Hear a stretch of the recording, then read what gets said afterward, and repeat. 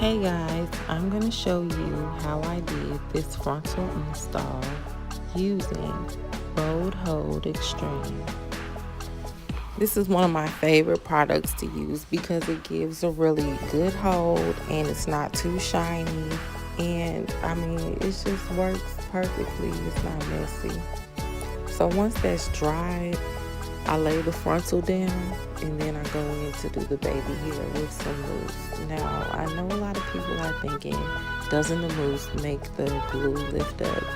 But it doesn't, because once I'm done doing the baby hair, as you can see, I'm going to use a small comb to really swoop and design the baby hair using like a finger wave motion.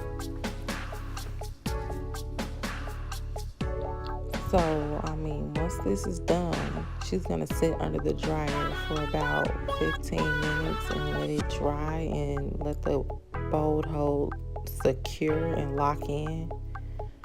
This is going to really melt the lace down into her forehead so you can no longer see, the line of the lace. After this is done, I'm going to go in and just style it. So she got a top knot with the deep wave hair. I love it, and I hope you guys love it too.